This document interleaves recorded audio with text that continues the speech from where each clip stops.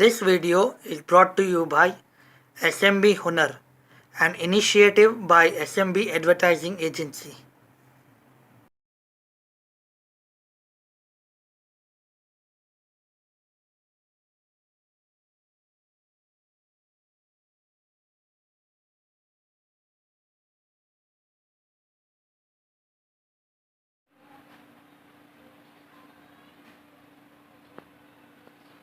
Hello friends, welcome to my channel SMB Hunar. આજે આપણે SMB રેસિપીઝમાં કોલકાતાની ફેવરેટ રેસિપી રસગુલ્લા બનાવતા શીખીશું. એના માટે આપણને મટીરિયલ શું જોશે કે આપણને 1 લીટર દૂધ જોશે, આપણે હાફ લીટર કાવ અને બફેલોનો મિલ્ક લેવાનું, અને અગર ના મળે તો આપણે કાવ મિલ્ક બી લઈ શકીએ છીએ 1 લીટર. પછી આપણને લીંબુ જ્યુસ જોશે, આ લીંબુ નીચોડેલું છે, 1.5 ટેબલ સ્પૂન. પછી આપણે 1 કપ શુગર જોશે, એટલે 125 ગ્રામ, 1 લીટર પાણી. અને આ મુસ્લિમ ક્લોથ છે, આપણને માવો છેની જે આ બનશે દૂધ ફાટવા પછી એને છાલવા માટે. ઓકે, આપણું ફર્સ્ટ સ્ટેપ શું રહેશે કે આપણને દૂધને ગરમ કરવાનું છે, અને દૂધ જ્યાર તક બોઇલિંગ પોઈન્ટ પર આવી જાય ત્યાર તક આપણને દૂધને ગરમ કરવાનું છે.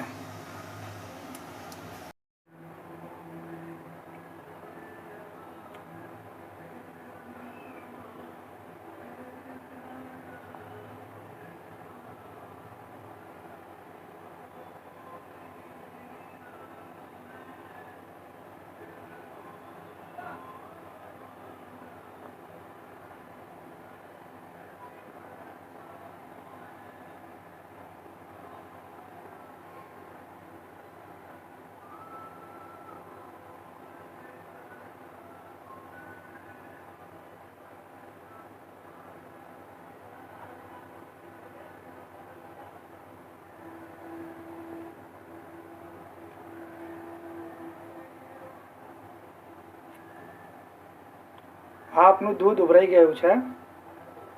ઓકે, હવે આપણે ગેસ બંધ કરી લઈએ. હવે આને છે ને 1 મિનિટ તક આમ જ રહેવા દેજો કે જેટલો પણ ઓટ્સ ઉડી રહ્યો છે એ ઉડી જશે, અને આ દૂધને સેટલ થઈ જવા દો. આ જે ઉપર પૂરો ફ્રોસ્ટ થયો છે એને સેટલ થઈ જવા દેજો. ઓકે, આ પૂરો ઓટ્સ ઉડી જશે પછી આપણે આ દૂધ કેવી રીતે ફાડશું એ જોશું. છે આમાંથી જે દૂવો નીકળી રહ્યો છે આ પૂરો નીકળી જવા દેજો, પછી આપણે આને દૂધ પાડશું. ઓકે, જો આ દૂવો નીકળી રહ્યો છે ને આ પૂરો સેટલ થઈ જવો જોઈએ. ઓકે, હવે આપણે આ દૂધને ફાડશું કઈ તરહ એ જોશું. આમાં આપણે 1.5 સ્પૂન લેમન જ્યુસ નાખશું, લીંબુમાંથી નિચોડેલું છે એ નાખશું.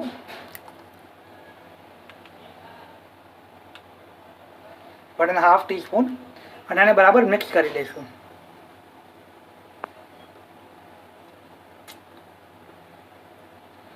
ઓકે, હવે આપણે આને છોડી દઈએ.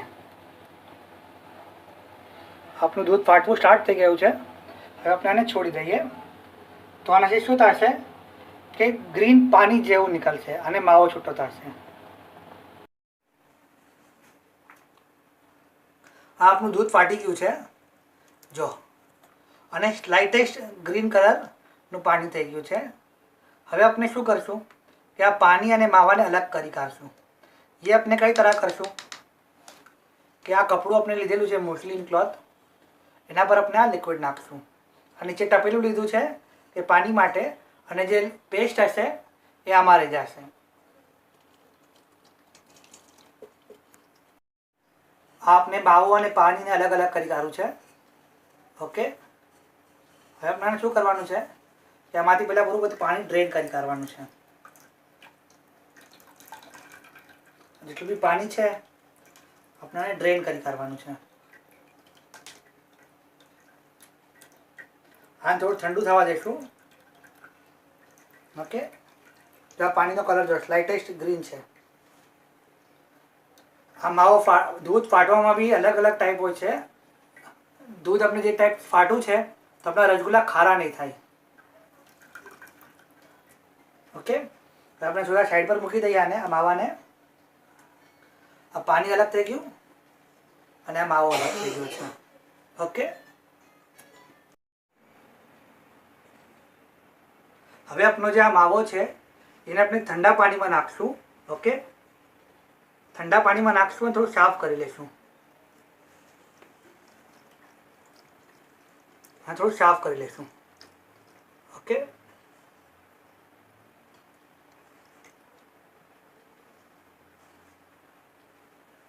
આને સાફ કરી લઈશું. કપડું નીકાળવાનું નથી હજી બી. ઠીક છે. હવે આપણે શું કરશું કે આનું પૂરું પાણી નીકાળી દઈશું.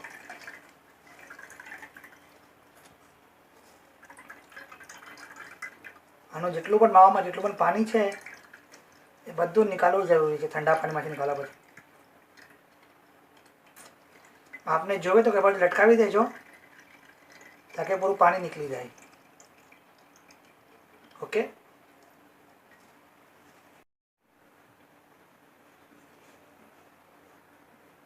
હવે આપણો માવો છે આપણે એને પ્લેટમાં નીકાળી લઈએ. પૂરું પાણી આપણે નીકાળી કાઢવું છે. આપણે એને પ્લેટમાં નીકાળી કાઢીએ અને જેમ આપણે આટાને ગૂંધીએ છીએ એમ આપણે આને ગૂંધી લઈશું. અપ્રોક્સ 3 to 4 મિનિટ સુધી કન્ટિન્યુઅસ આને ગૂંધતા રહેજો. 3 to 4 મિનિટ સુધી અને કન્ટિન્યુઅસ આટાના મિસલ ગૂંધતા રહેજો. જેમ આપણે આટો ગૂંધીએ છીએ ને એ મિસલ.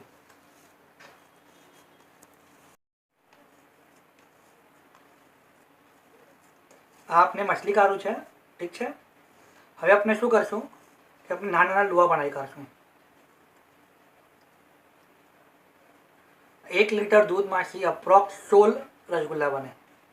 એક ચીજ ધ્યાન રાખજો કે તમે રસગુલ્લા બનાવો તેમાં ક્રેક્સ ના હોય. ઓકે, એક ચીજ ધ્યાન રાખજો કે આ લુવા નાના જ બનાવજો. વધારે મોટા બનાવશો કેમ કે આ ચાસણીમાં નાખવા પછી આ ફુગાશે. ઓકે, તો નાના નાના રોલ બનાવજો. હવે આપણે ચાસણી બનાવતા જોશું. આપણે એક કુકર લીધું છે એમાં આપણે 1.25 લીટર જેટલું પાણી નાખીએ. ઓકે, પછી એમાં 1 કપ શુગર નાખશું. ઓકે, આને આપણે હલાવતા રહીશું. આ પૂરી શુગર આ પાણીમાં મેલ્ટ થઈ જવી જોઈએ. ઓકે,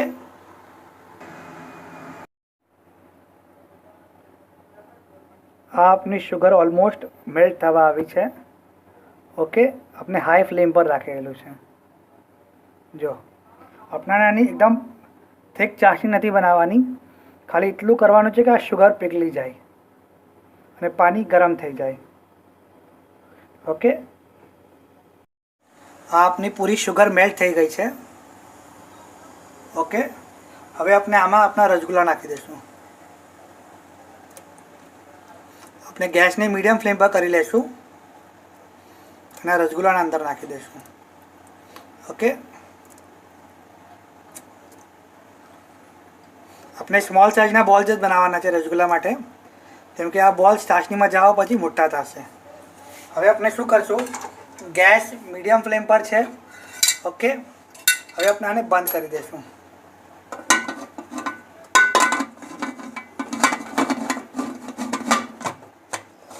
અને બંધ કરી દઈશું. આપણે સીટી નહીં લગાવીએ. ઓકે, અને અપ્રોક્સ 7 to 8 મિનિટ તક આપણે આને કુક થવા દઈશું. આપણે અપ્રોક્સ 8 મિનિટ માટે આને પકાવ્યું છે. હવે આપણે ગેસ બંધ કરી કાઢીએ અને આપણે 1-2 મિનિટ રૂકી જઈએ પછી આપણે આ કુકર ખોલીએ. ઓકે, હવે આપણે આને ખોલી લઈએ. આપ દેખી શકો છો જે નાના નાના બોલ્સ હતા જે નાના નાના બોલ્સ હતા એ કેટલા મોટા થઈ ગયા છે. ઓકે, હવે આપણે આને છે ને અપ્રોક્સ 10 to 15 મિનિટ્સ માટે આને આપણે નોર્મલ રૂમ ટેમ્પરેચર પર આવી જાય ત્યાર તક રહેવા દઈશું. ઓકે, પછી રૂમ ટેમ્પરેચર પર આવી જાઓ પછી આને આપણે ફ્રીજમાં મૂકશું અને સર્વ કોલ્ડ ઠંડુ સર્વ કરશું. ઓકે, હવે આપણે આને મૂકી દઈએ 15-20 મિનિટ માટે કે નોર્મલ રૂમ ટેમ્પરેચર પર આવી જાય. ઠીક છે.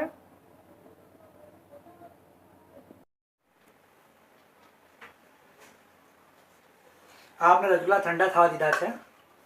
ઓકે, હવે આપણે આને નીકાળી લઈએ અને પછી આપણે આને ફ્રીજમાં મૂકી દઈશું. આ ચાસણી ઠંડી થઈ જાય પછી આપણે આને ફ્રીજમાં મૂકી દઈશું, કેમ કે આ ઠંડા જ ફાઇન લાગે છે.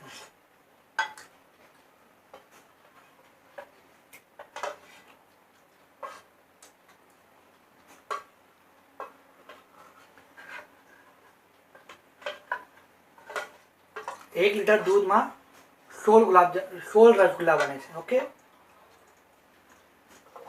અને આપણે દૂધ ફાટવા માટે જે લીંબુ યુઝ કરીએ છીએ આપણે થોડું કમ બી યુઝ કરી શકીએ છીએ. ઓકે, આ આપણા રસગુલ્લા રેડી છે. હવે આપણે ફ્રીજમાં મૂકી દઈશું કે ઠંડુ થઈ જાય. ઓકે, આપણને 3-4 પ્રિકોશન લેવાની જરૂરત છે કે ખાંડ આપણે વધારે જોવે તો આપ વધારે લઈ શકો છો, અને આમાં લીંબુ જે આપણે નાખીએ છીએ દૂધ ફાટવા માટે એને આપણે બરાબર ક્વોન્ટિટીમાં નાખજો. વધારે પડી જશે તો આપણા રસગુલ્લામાં લીંબુનો ટેસ્ટ આવશે. ઓકે, આ આપણા સિમ્પલ ઇઝી 2 સ્ટેપમાં રસગુલ્લા રેડી થઈ ગયા છે. આપ જરૂર આ રેસીપી ટ્રાય કરજો અને અમારે ઇન્ફોર્મ કરજો કે કેવી બની છે. Thank you.